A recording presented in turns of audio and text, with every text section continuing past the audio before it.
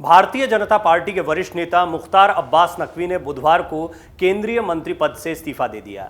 गुरुवार को उनकी राज्यसभा सदस्यता खत्म भी हो रही है। नियम के मुताबिक वो बिना किसी सदन के सदस्य होते हुए भी अगले 6 माह तक मंत्री बने रह सकते थे, लेकिन उन्होंने अपने पद से इस्तीफा दिया। ऐसे में अब नकवी के राजनीतिक भविष्य को लेकर कई तरह के कयास लगाए जा रहे हैं। नकवी अब क्या करेंगे? क्या उन्हें कोई नई जिम्मेदारी दी जाएगी? आइए जानते हैं। दरअसल भाजपा में 4 बड़े मुस्लिम नेता हैं। इनमें केंद्रीय मंत्री मुख्तार अब्बास नकवी, सैयद शहनवाज हुसैन, एमजे अकबर, जफर इस्लाम शामिल हैं। शहनवाज इस वक्त बिहार सरकार में मंत्री हैं। मुख्तार अब्बास नकवी अब तक केंद्रीय मंत्री थे। एमजे अकबर और जफर इस्लाम राज्यसभा के सांसद हैं। मुख्तार अब्बास नकवी के साथ साथ एमजे अकबर और जफर इस्लाम का भी राज्यसभा कार्यकाल पूरा हो गया है। तीनों को भाजपा ने दोबारा सदन में नहीं भेजा। एमजे अकबर और जफर इस्लाम की ज्यादा चर्चा नहीं है, लेकिन मुख्तार अब्बास नकवी को लेकर कई तरह की कयासबाजी हो रही है।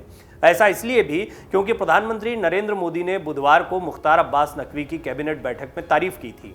आइए जानते हैं कि मुख्तार अब्बास नकवी को कौन सी नई जिम्मेदारी दी जा सकती है। मुख्तार अब्बास नकवी का नाम राष्ट्रपति पद के संभावित उम्मीदवारों में आगे था, लेकिन अंतिम समय में द्रौपदी मुर्मू के नाम पर मुहर लग गई। अब चर्चा है कि मुख्तार अब्बास नकवी को एनडीए की तरफ से उपराष्ट्रपति पद का उम्मीदवार बनाया जा सकता है। 6 अगस्त को उपराष्ट्रपति पद के लिए चुनाव होना है। इसके ठीक पहले नकवी के इस्तीफे से इसकी संभावना ज्यादा बढ़ गई है।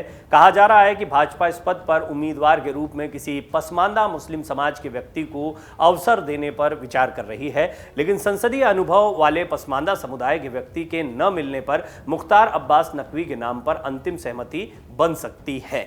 उपराष्ट्रपति पद के लिए एनडीए खेमे से मुख्तार अब्बास नकवी के अलावा नजमा हेपतुल्ला और केरल के राज्यपाल आरिफ मोहम्मद खान के नामों की भी चर्चा चलती रही है, लेकिन नकवी के नाम पर अंतिम सहमति बनती दिख रही है। इसकी बहुत संभावनाएं हैं। हैदराबाद में हुई भाजपा की राष्ट्रीय कार्यकारिणी की बैठक में स्नेह यात्रा निकालकर अल्पसंख्यकों का भरोसा जीतने की बात कही गई। पीएम मोदी भी सभी वर्गों को सामाजिक भागीदारी के अनुसार उन्हें प्रतिनिधित्व देने की बात करते रहे हैं। द्रौपदी मुर्मू को राष्ट्रपति पद के उम्मीदवार के रूप में आगे लाकर मोदी सरकार ने जनजातीय समुदाय और महिलाओं को प्रतिनिधित्व देने की कोशिश की है। माना जा रहा है कि इसी कड़ी में अल्पसंख्यक समुदाय को उपराष्ट्रपति के रूप में सामने लाकर वो एक नया संदेश देने की कोशिश कर सकते हैं। CSDS के एक पोस्ट पोल सर्वे में यह बात सामने आई थी कि 2022 के उत्तर प्रदेश विधानसभा चुनाव में लगभग 8% मुसलमान मतदाताओं ने भाजपा को वोट दिया था। वहीं 2017 के विधानसभा चुनाव में लगभग 7% मुस्लिम मतदाताओं ने भाजपा को वोट दिया। प्यू रिसर्च सेंटर के मुताबिक 2019 के आम चुनाव में लगभग 20% मुस्लिम मतदाताओं ने मोदी सरकार की सत्ता में वापसी के लिए वोट किया था। वहीं CSDS के मुताबिक 2019 में लगभग 14% मुसलमानों ने भाजपा को अपनी पहली पसंद बताया था। हालांकि 2014 के आम चुनाव में यह आंकड़ा काफी कम था। कहा जा रहा है कि मुसलमानों का भाजपा की तरफ बढ़ रहे रुझान को देखते हुए पार्टी मुस्लिम मतदाताओं में पैठ बनाने की कोशिश कर रही है। गौरतलब है कि इस साल गुजरात और हिमाचल प्रदेश में विधानसभा चुनाव होने हैं। 2024 में लोकसभा चुनाव भी होने हैं। ऐसे में मुख्तार अब्बास नकवी को संगठन की जिम्मेदारी भी दी जा सकती है। इससे पहले भी कई वरिष्ठ मंत्रियों को मोदी कैबिनेट से हटाकर संगठन में जिम्मेदारियां दी गई हैं। भाजपा के दिग्गज नेता रविशंकर प्रसाद और प्रकाश जावड़ेकर इसके बड़े उदाहरण हैं। ऐसे में संभव है कि संगठन में मुख्तार को बड़ी भूमिका में लाया जा सकता है। मुख्तार अब्बास नकवी को लेकर एक चर्चा ये भी है कि उन्हें किसी बड़े राज्य का नया राज्यपाल बनाया जा सकता है। अभी केरल के आरिफ मोहम्मद खान ही इकलौते मुस्लिम राज्यपाल हैं। संवैधानिक पद दिए जाने से भाजपा पर मुस्लिम विरोधी होने के आरोप भी कमजोर पड़ जाएंगे।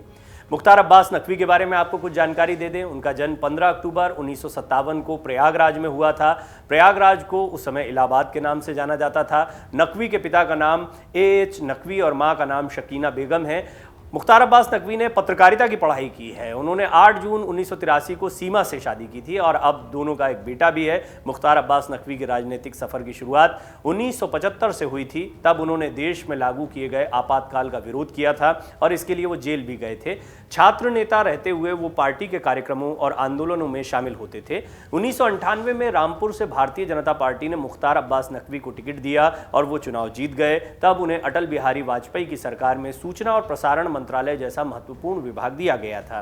2014 में जब मोदी सरकार सत्ता में आई तो मुख्तार अब्बास नकवी को अल्पसंख्यक राज्य मंत्री बनाया गया था।